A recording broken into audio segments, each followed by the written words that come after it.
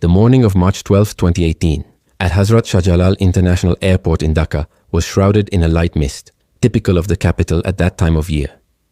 Passengers began boarding the US-Bangla Airlines Bombardier Dash 8 Q400 with a mixture of fatigue and anticipation. Some carried small hand luggage. Others clutched larger bags while families huddled together, trying to keep children calm amid the boarding announcements. Among them were business travelers with wrinkled suits, students dreaming of adventures in Kathmandu, and families returning home from vacations, their eyes betraying both excitement and anxiety. In the cockpit, Captain Abid Sultan meticulously checked the aircraft systems, his fingers tracing familiar panels with practiced precision. Yet behind the veneer of professionalism, Sultan carried a heavy emotional burden, a stress and mental strain he had hidden from the airline and his colleagues. His first officer, Syed Masroor, carried out the pre-flight checks with quiet confidence, trusting in Sultan's extensive experience, unaware of the turbulence brewing inside the captain's mind. The cabin crew moved efficiently through the aisle, greeting passengers with smiles that masked their own nerves. Flight attendants adjusted overhead bins, secured seat belts, and prepared for takeoff, while subtle announcements reminded everyone of safety protocols. Outside, ground staff performed final inspections, and the hum of engines filled the morning air as the plane taxied toward runway 32. The passengers felt a slight vibration as the plane lined up for takeoff. Children clutched their parents' hands. Some passengers stared out the windows at the hazy skyline. Others stared at their devices, trying to ignore the imminent journey. The engines roared to life and the aircraft began its acceleration. Within moments, Dhaka's landscape blurred beneath them as the Dash 8 lifted into the sky, carrying 71 souls toward the mountains of Nepal. Yet, unknown to all on board, this flight was about to descend into chaos. The captain's concealed stress, combined with the challenges of navigating Kathmandu's notoriously difficult airport, would soon test the limits of experience and training. Every decision, every maneuver would matter. And as the aircraft climbed steadily, the first subtle signs of danger began to emerge. Small, almost imperceptible, but enough to set in motion a series of events that no one could fully anticipate. The calm of ascent masked a storm brewing within the cockpit, one that would soon turn a routine flight into a deadly struggle for survival.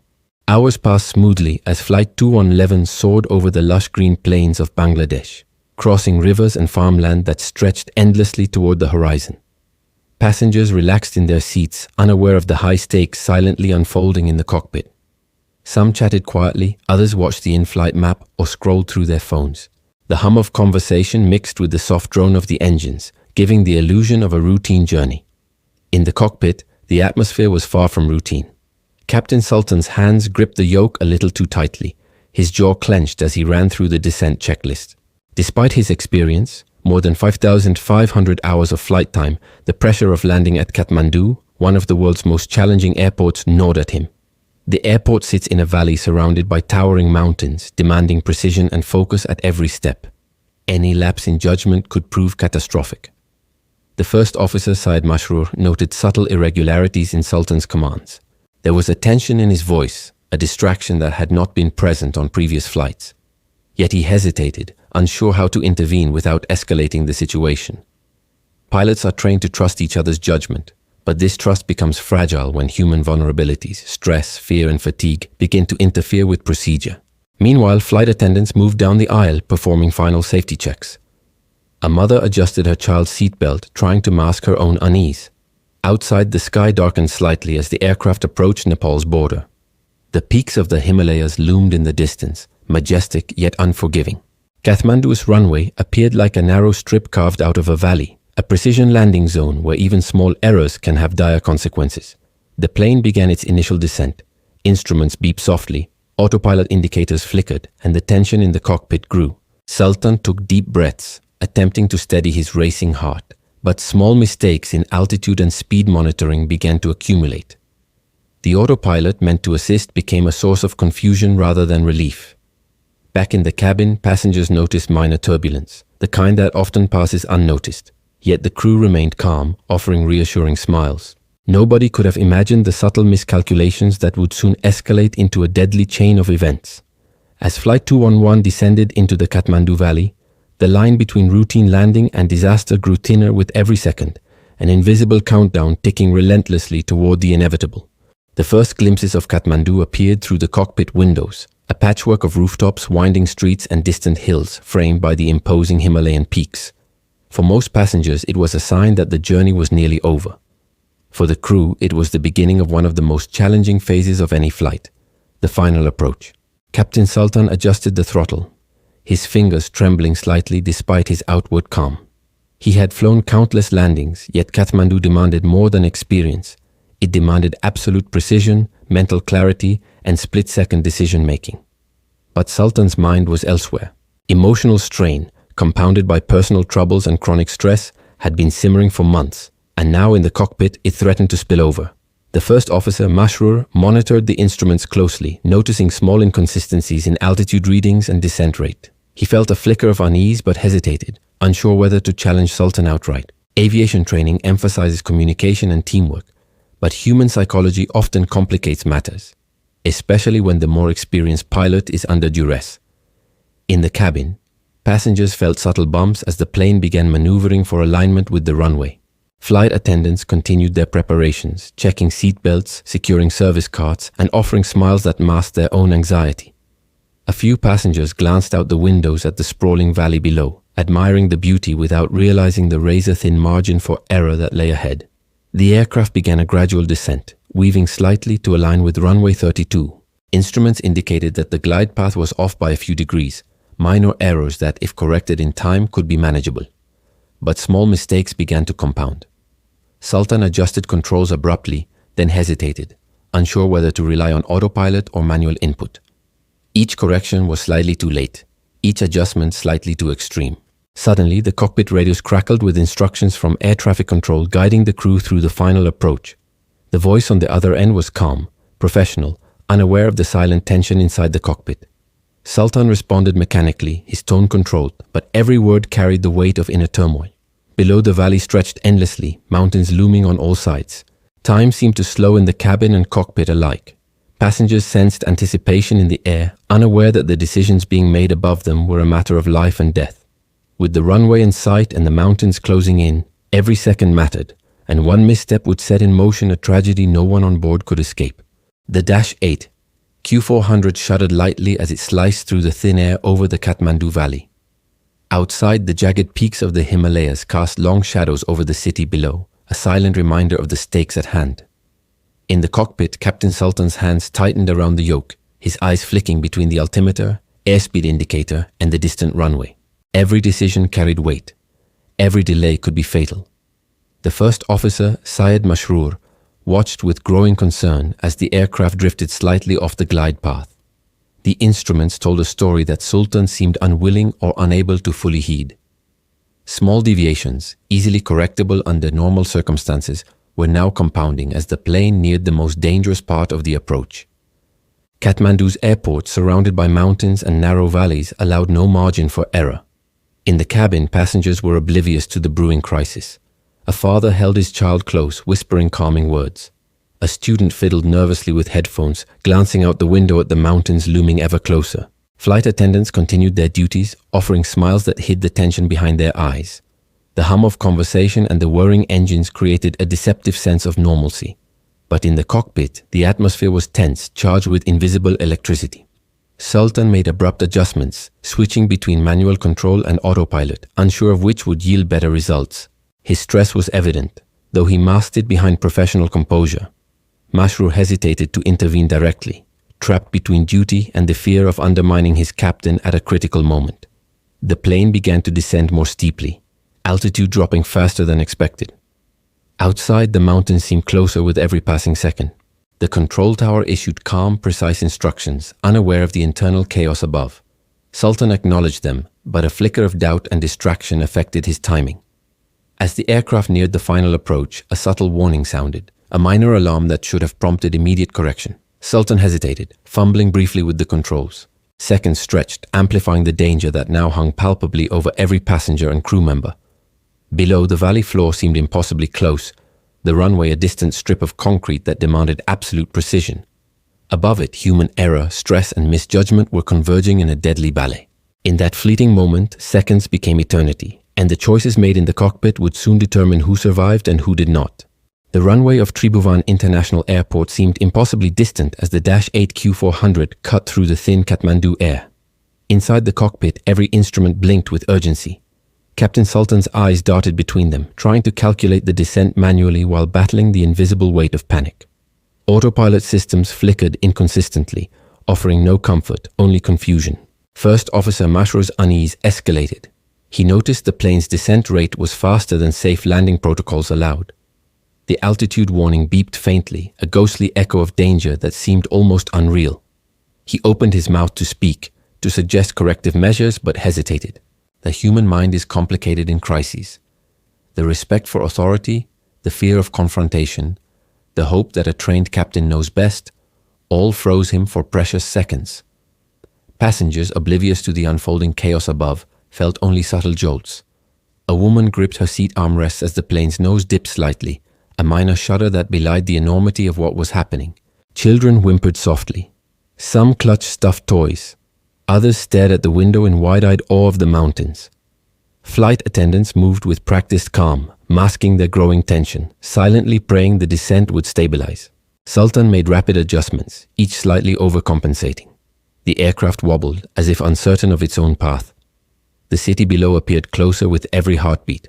Runway lights flickered in the distance like a fragile promise, taunting the pilots with the slim margin for error. The combination of stress, fatigue, and personal turmoil had created a dangerous blind spot. The plane was on a trajectory that demanded perfection, and perfection was fleeting.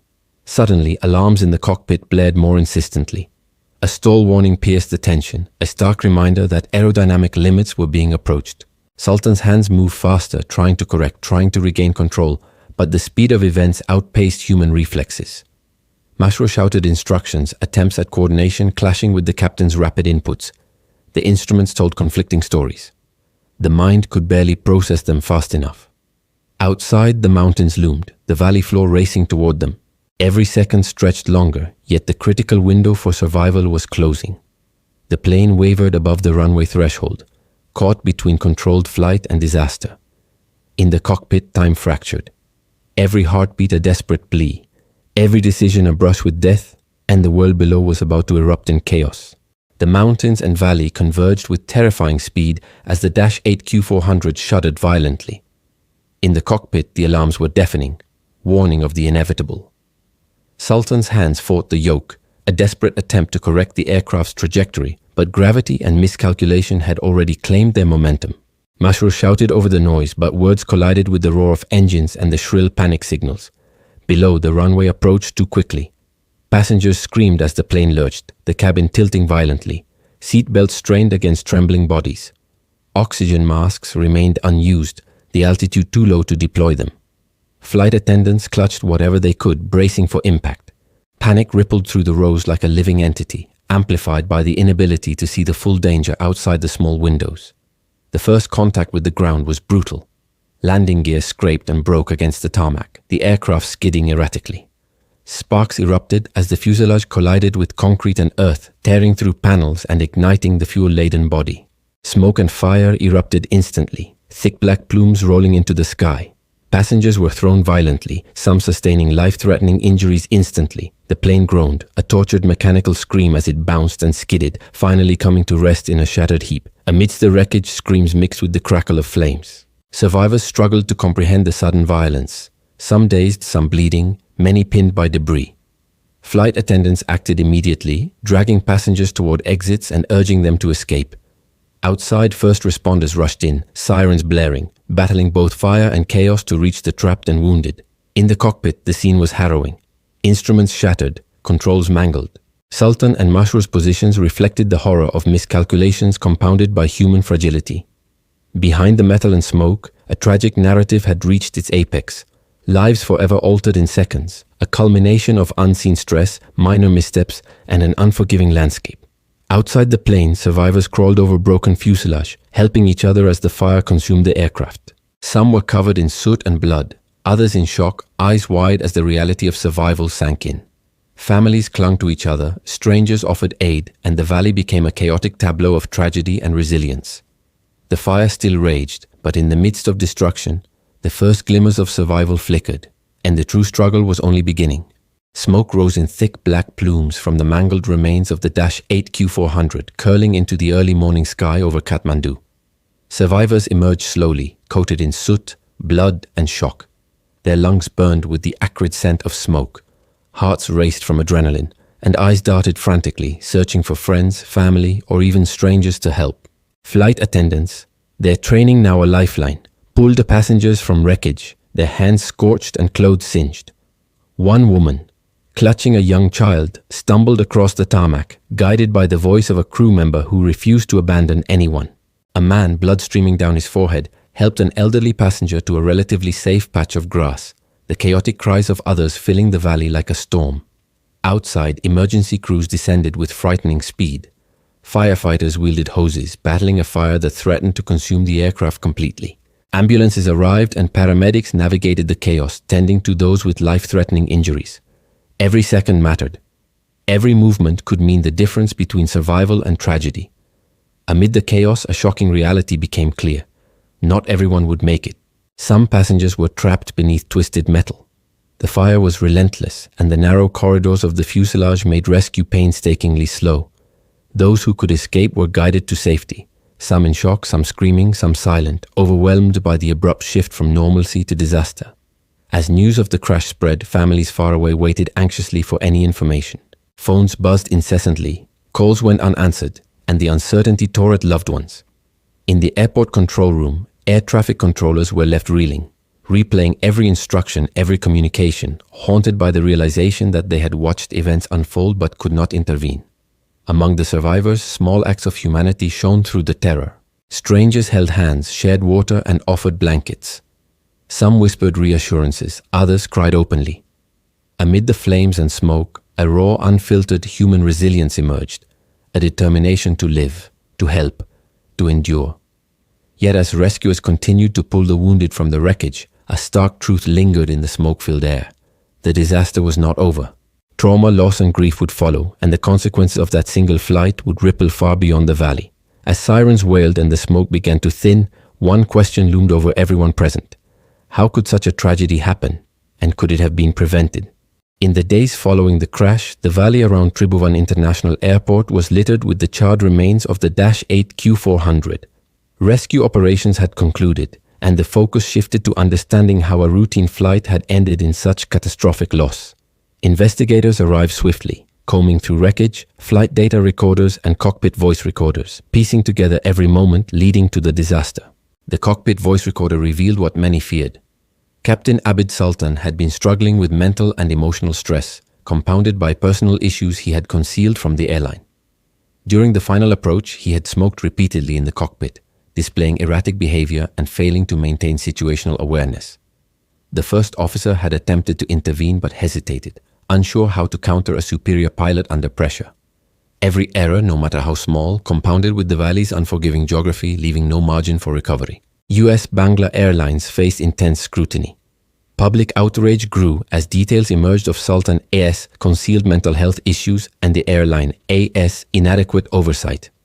Families of victims demanded accountability, while aviation experts dissected every decision and misstep in real time. Safety protocols, training, and cockpit culture were criticized, exposing systemic weaknesses that contributed to the crash. News outlets across the world covered the tragedy extensively. Headlines described a preventable disaster, emphasizing human error and airline negligence. Social media amplified the grief, with survivors sharing harrowing stories and families demanding justice.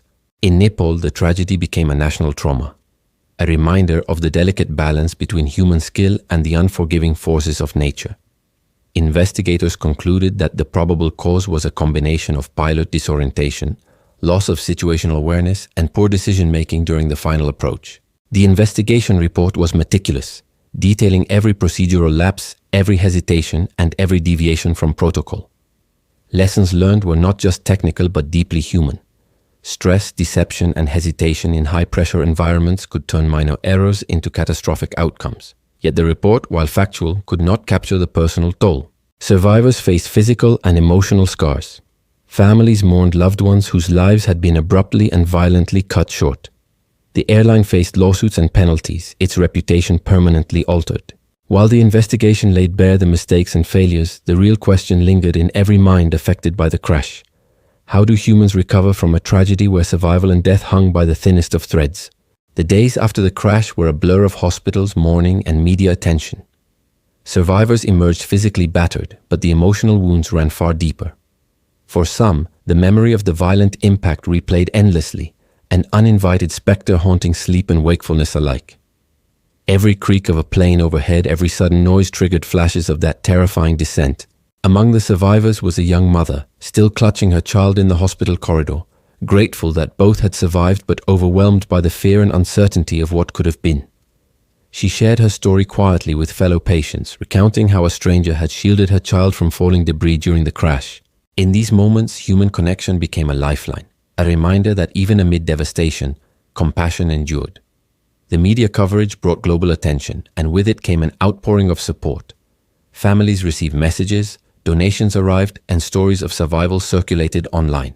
Yet, for each story of rescue and endurance, there was a shadow of grief. 51 lives had been lost in seconds, leaving loved ones to navigate a landscape of loss and unanswered questions. Psychologists and support workers were deployed to help survivors process trauma. Flashbacks, nightmares, and survivor guilt were common. Many struggled to return to normal life, haunted by the knowledge that trivial mistakes in the cockpit had transformed routine travel into a battlefield of life and death. Coping became a daily act of courage, as survivors learned to rebuild their lives one small step at a time. The airline, facing lawsuits and global scrutiny, began internal reforms, reviewing pilot training, mental health monitoring, and safety protocols. For some, these changes were a small comfort, a recognition that lessons had been painfully learned. For others, nothing could undo the loss. Communities in both Bangladesh and Nepal mourned collectively, holding memorials and ceremonies to honor the victims. Names were read aloud, stories shared, tears shed. The valley that had witnessed the crash became a site of remembrance, a stark reminder of human vulnerability and the delicate balance between survival and tragedy. Even as life slowly returned to the survivors, one truth remained undeniable. The shadows of Flight 211 would stretch far into the future, shaping lives, policy, and the way humans confront the fragility of existence. Months turned into years, but the memory of Flight 211 lingered like an unhealed scar for survivors, families, and the aviation community. The crash had not only claimed lives, but had exposed the fragility of human decision-making under pressure, the weight of hidden stress, and the consequences of systemic oversight failures. In Bangladesh, memorials were held and families of the victims advocated for stricter airline safety standards. Airlines across the region reviewed protocols, pilot mental health screenings were intensified, and the importance of cockpit communication was emphasized in training programs. Flight 211 became a case study, a tragic lesson in both human psychology and aviation safety. For survivors, recovery was uneven. Some rebuilt their lives with resilience, carrying the trauma quietly beneath daily routines. Others struggled, their minds forever returning to the screeching engines, the sudden impact, and the moments of sheer panic. Yet in each story, a thread of human endurance shone. Acts of courage, compassion, and solidarity had saved lives in the chaos. A crew member had pulled a passenger from a burning aisle. Strangers had shielded children from debris. Fellow passengers had offered strength where fear threatened to overwhelm. These small acts of bravery became the human heartbeat of the tragedy. Investigations and lawsuits concluded, assigning responsibility to both the airline and the captain's concealed state of mental stress. While legal judgments offered some measure of closure, they could not repair lives nor bring back the lost. Instead, they served as a stark warning. In aviation, the smallest lapse in judgment can ripple into disaster. Flight 211's legacy extended beyond technical lessons. It became a story of vigilance, resilience, and reflection. It reminded the world that technology alone cannot prevent tragedy. Human factors matter profoundly. Emotional health, clear communication, and adherence to procedure are not abstract guidelines. They are lifelines. Years later, survivors would gather quietly, remembering those who perished and honoring the resilience that had allowed them to live. The valley in Kathmandu remained a silent witness, its slopes forever marked by history. For those who flew in the skies afterward, Flight 211 remained a cautionary tale, a reminder of the thin line between life and death. And for the world, the story endures not only in reports and investigations, but in memory, the faces of those lost, the acts of courage, and the unbreakable will to survive against all odds. Flight 211 was more than a crash. It was a mirror reflecting human vulnerability, courage, and the eternal struggle to rise above tragedy, a story that would never be forgotten.